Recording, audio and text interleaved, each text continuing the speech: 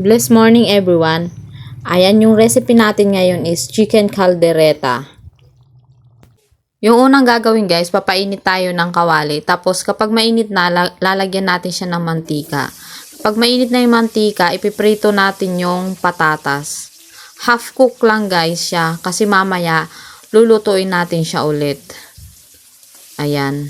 So, maprito lang siya ng konti. Tapos kapag naprito na siya ng konti guys, isi-set aside natin siya.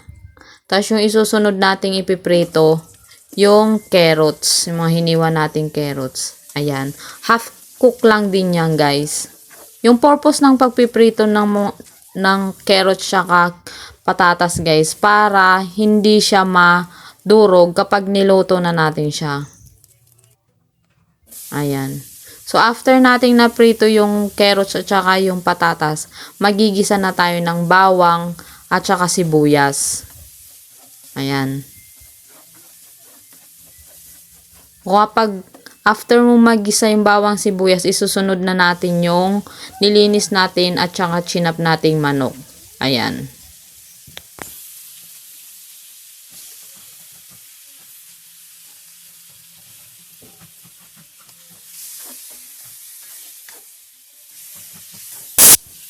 So, hahaluin lang natin siya guys hanggang sa magkulay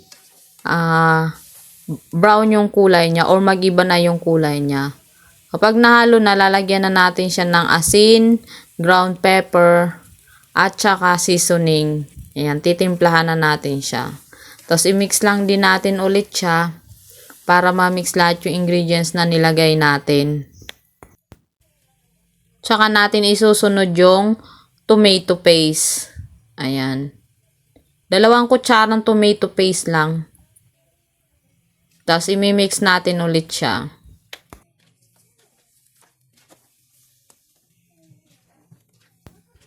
Ayan, pagka-mix niyan, isusunod na natin yung tubig. Ayan, para palambutin na rin yung manok.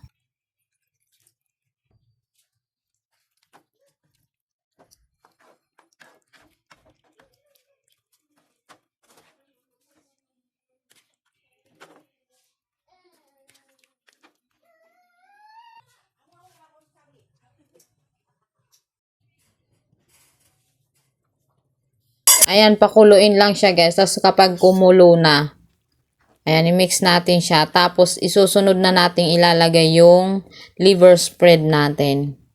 Yung liver spread na nilagay ko, 1 pirasong can lang yan. Ayan. Pwede rin kayong maglagay guys ng yung hindi nakakan, yung fresh na talagang atay ng manok. Ayan. Mix lang natin siya. Tapos sunod nating ilalagay yung tomato sauce. Yung maliit na sachet ng tomato sauce guys, nilagay ko yung lahat yun. Ayan. Tapos i-mix lang natin ulit siya. Tapos ilalagay na natin yung sinit aside nating gulay.